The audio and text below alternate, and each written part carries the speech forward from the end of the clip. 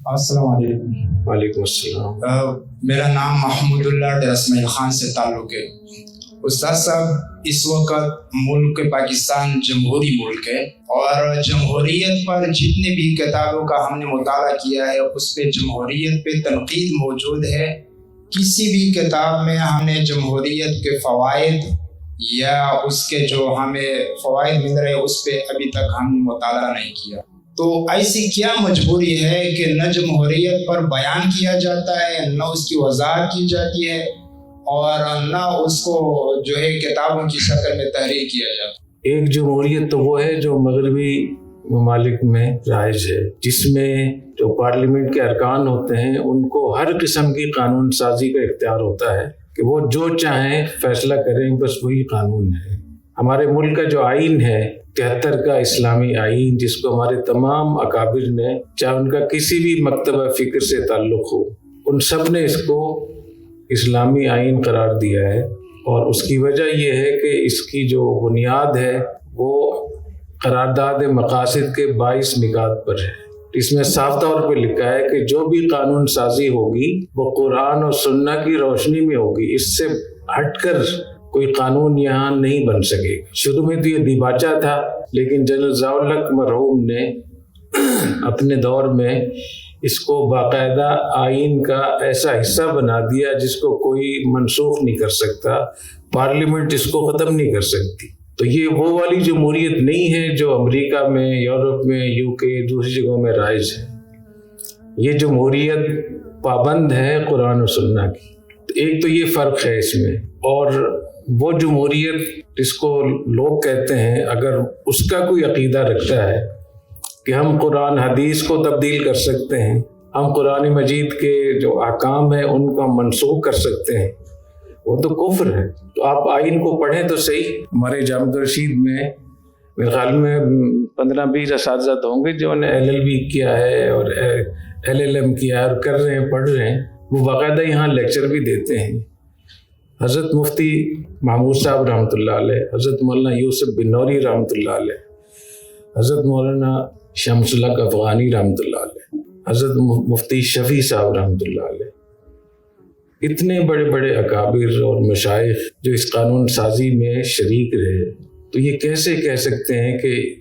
جن لوگوں کی ساری زندگیاں دین پر خرچ ہوئی، دین کے لیے قربانیاں دیں،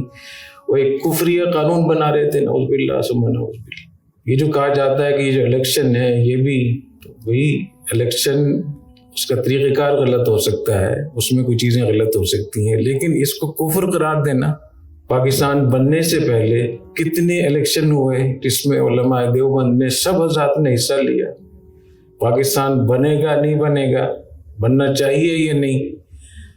تو آپ حضرات کے علم میں ہے کہ ایک بہت بڑا طبقہ جو اکثریت میں تھا علماء دیوبند کا، اس میں شیخ الاسلام حضرت مولانا حسین احمد مدنی، حضرت مفتی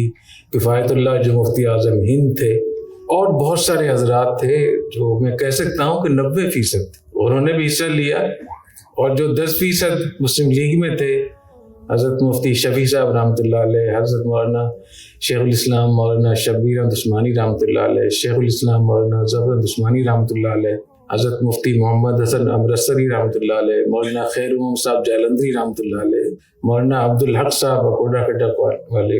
ان سب حضرات نے پاکستان بننے سے پہلے بھی الیکشن میں حصہ لیا، کمپین چلائی، لمبے لمبے اسفار کیے۔ پاکستان بننے کے بعد بھی تمام زمانوں میں جب بھی اسمبلی کے الیکشن ہوئے ہیں، سینٹ کے الیکشن ہوئے ہیں، تمہاری پوری تاریخ اس سے بھری ہوئی ہے۔ اور 1988 کے جو الیکشن تھے، اگر کسی کو عمر تھوڑی زیادہ ہے اس کو اگر یاد ہے،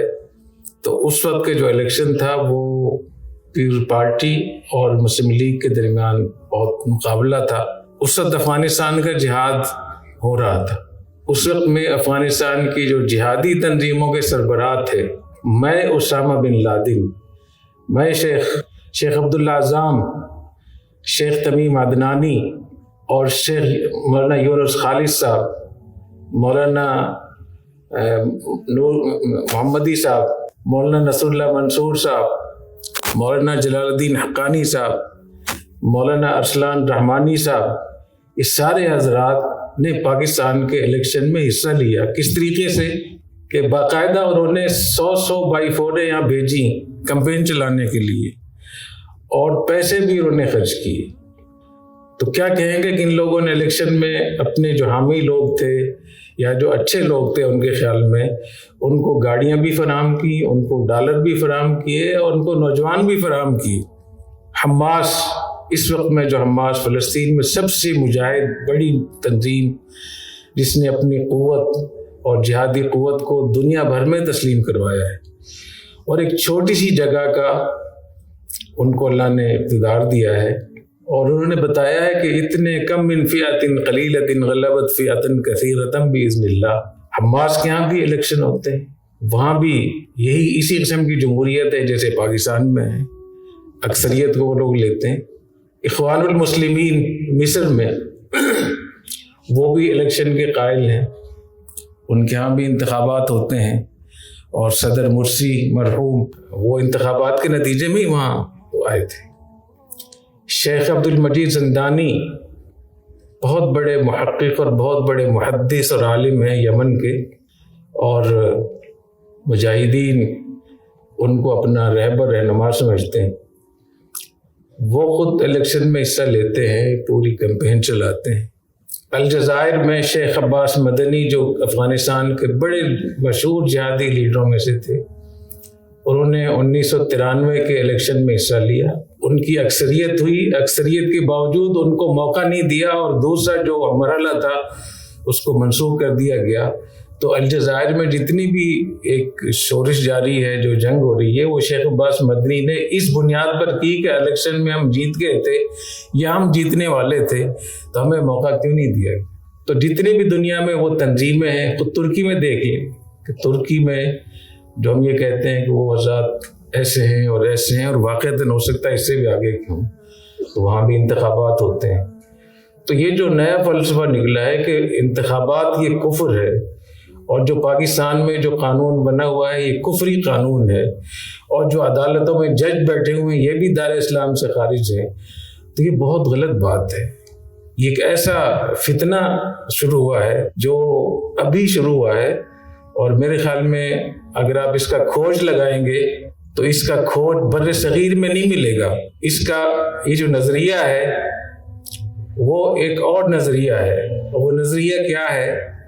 کہ ایمان اور کفر کا معیار کیا ہے۔ تو ہمارے ہاں تو ایک ہی چیز ہے ایمان کا، تصدیق قلبی،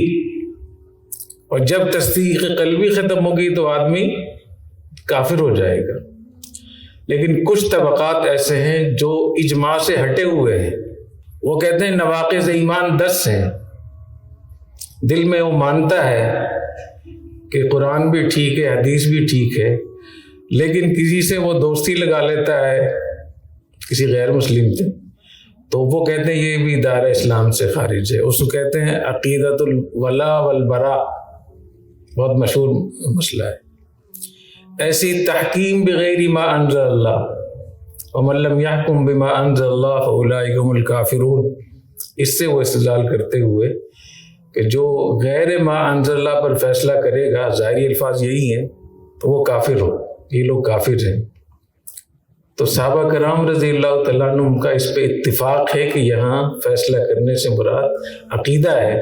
جو اس کا عقیدہ نہ رکھے وہ کافر ہے۔ عقیدہ رکھتا ہے، تصدیق قلبی موجود ہے، پھر وہ غلط فیصلہ کر رہا ہے، غیر شرعی فیصلہ کر رہا ہے، کسی پہ ظلم کر رہا ہے، تو وہ فاسق ہوگا، فاجر ہوگا، کافر نہیں ہوگا۔ تو اس طریقے سے اس کو بھی دیکھنے کی ضرورت ہے کہ جو باتیں مشہور ہوتی ہیں ان کے پیچھے جانا تو چاہیے، اس کا کھوج لگانا چاہیے کہ یہ عقیدہ کہاں سے آیا ہے، اور قرآن حدیث قیامت تک محفوظ رہے گا تو اس کو دیکھنا چاہیے۔ تو ایک تو میں یہ کر دوں کہ پاکستان میں جو جمہوریت ہے یہ اس معنی میں نہیں ہے، اور اس جمہوریت کا بڑا حصہ، اس قانون کا بڑا حصہ ہمارے شریعت کے مطابق ہے۔ کچھ حصہ اس کا ایسا ہے جو شریعت کے خلاف ہے، لیکن آرٹیکل 2 جو دفعہ نمبر 2 ہے ہمارے آئین کی، اس میں لکھا ہوا ہے کہ پاکستان میں کوئی بھی قانون قرآن اور سنت کے خلاف نہیں ہوگا، اور جو ہے ان کو قانون قرآن اور سنت کے مطابق کیا جائے گا۔ اور اس میں یہ بھی لکھا ہوا ہے کہ اس کو کوئی منسوخ بھی نہیں کر سکتا، یہ جزء لا ینفک ہے ہمارے دین، ہمارے قانون.